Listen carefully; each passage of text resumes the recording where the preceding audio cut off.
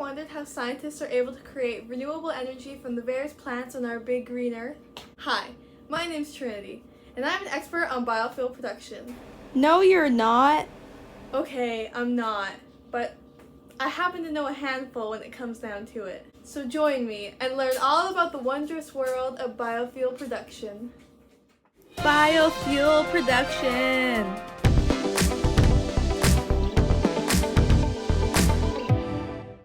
Believed to be the greener and better option over fossil fuels, biofuels are liquid fuels produced from renewable sources like biomass or other living things. Some of the most common biofuels you have probably heard of are biodiesel, ethanol, biogas, and methanol fuel, all of which are produced by some sort of feedstock or plant. You're probably wondering how these biofuels are able to be produced. Well, lucky you, I have the answer. Just get to the point. All right!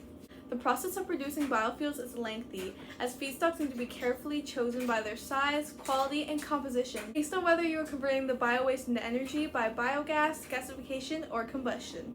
In order to break down the biomass into its chemical components, the approach of deconstruction is used to convert it. High-temperature deconstruction and low-temperature deconstruction are two different processes of deconstruction that can be done. High-temperature deconstruction contains 3 different steps in order to occur. The first step of this process is just ensuring that the feedstock fits the standard by undergoing a process in the second step called hydrothermal liquefaction, where heat and pressure is added to the feedstock sludge into a bio-oil. From there, it is combined with water to transform into a reactor in the third step. All 3 steps involve pyrolysis, a procedure that creates bio-oil with hydrocarbons from thermal and chemical decomposition of inputs without oxygen. In low-temperature deconstruction, catalysts like enzymes and heat are added to the feedstock to aid and speed up the conversion process. By adding these catalysts, they help prepare the feedstock for hydrolysis and break down the soluble and insoluble components, as sugar polymers begin to appear in the reactor. After this, hydrolysis breaks down the sugar polymers and forms things called compositions, which are then used for fuels. Following the deconstruction process, the bio-oils, sugars, and gaseous chemicals and mixes that are produced need to be synthesized in order to create biofuel. Different compounds like bacteria and yeast can be used to assist fermentation and form the end product, in addition to other synthesizing procedures like catalytic processing, stabilization, and biological processing that can be done. Now comes the fun part, the actual procedures to biofuel production. Hooray! For the sake of simplicity, vegetable oil will be the feedstock example in order to explain each step.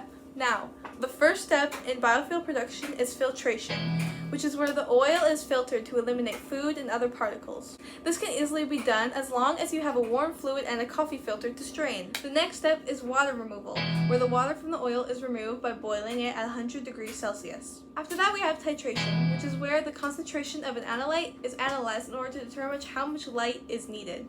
Next up is sodium methoxide preparation, where methanol, measured as 20% of the vegetable oil used, is mixed in, as well as sodium hydroxide. The fifth and easiest step of biofuel production is heating and mixing, which, guessing by the name, is just the mixture being mixed and heated.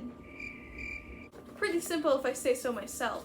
The final stage of biofuel production is settling and separation, which occurs when the oil mixture freezes over and drains leftover glycerin, creating pure biofuel.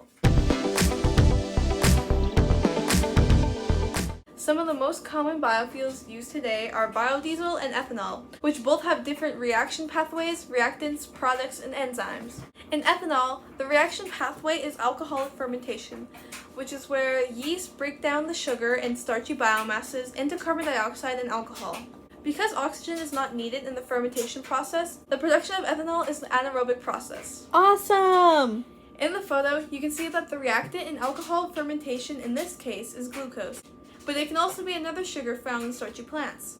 You can also see that the product of this reaction is ethanol, an alcohol, and carbon dioxide. But this equation does not show the other 2 products of alcoholic fermentation, which are water and heat.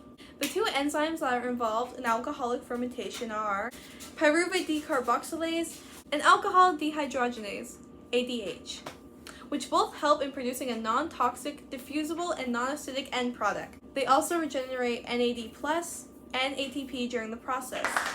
Moving on to biodiesel, the reaction pathway for this biofuel is transesterification. Say what? A process that mixes fatty acids and other lipids with alcohol in order to create a biofuel.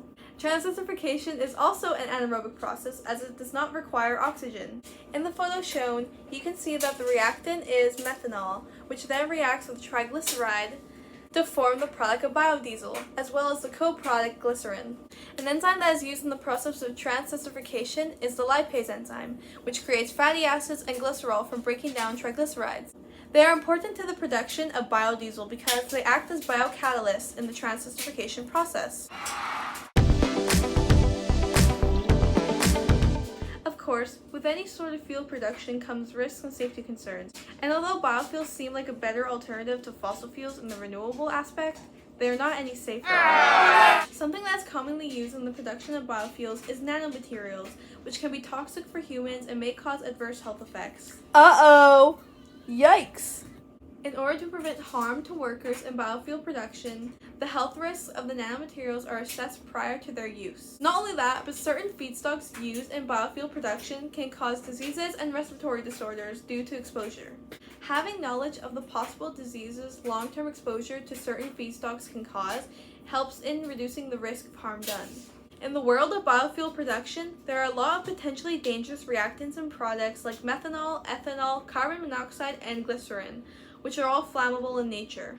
Since there are many risks and safety concerns involved with the biofuel production process, a fair amount of government programs and occupational health and safety regulations have been put in place in order to keep workers safe.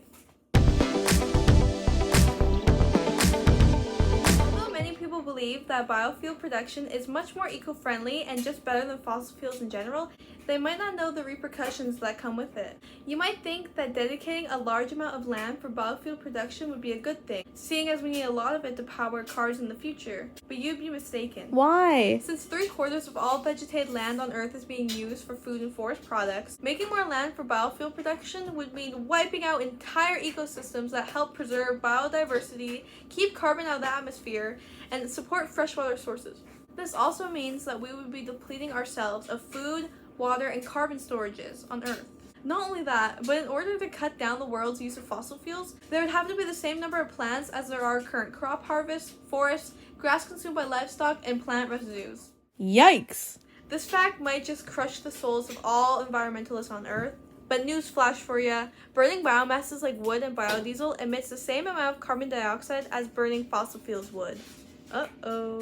Even though most calculations say that greenhouse gas emissions are lower with the use of biofuels, carbon dioxide is not included in these calculations due to the offset fact that carbon dioxide is absorbed by plants growing these biomasses. Also, not to mention the fact that biofuel production is expensive. Like, really expensive. So yeah, turning plants into bioenergy just wastes human energy, time, and money as it does not offset emissions or remove additional carbon in the atmosphere. After learning this, I don't think biofuel production is worth it for society. As of right now. I hope in the near future that there's a more eco-friendly way to produce biofuels. That way we don't have to sacrifice our ecosystems in order to do so. I'd say the only beneficial thing about biofuels today is the fact that they are renewable, just not the most efficient.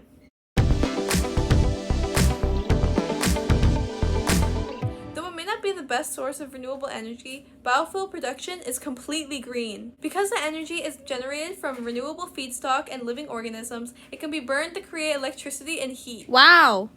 Although it sounds great, we know that just because it's renewable does not mean it's sustainable. Ain't that the truth?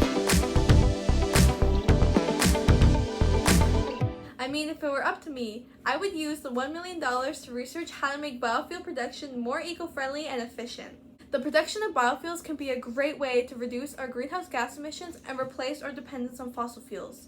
But unfortunately, that is not the case as of right now. I would specifically focus on figuring out a way to reduce the amount of carbon dioxide that is emitted to be lower than fossil fuels, so that biofuels can actually be labeled as more efficient. I would also like to find a way to produce more plants for biomass without having to cut down forests and destroy ecosystems. Finding a way to make the production of biofuels more green is worth it, even if it takes $1 million to do so. Well, there you have it. We explored the world of biofuel production and learned a lot about the steps involved, as well as whether or not biofuels are actually worth it for society and the environment overall. Thanks for joining me on this journey, and see you next time. Bye.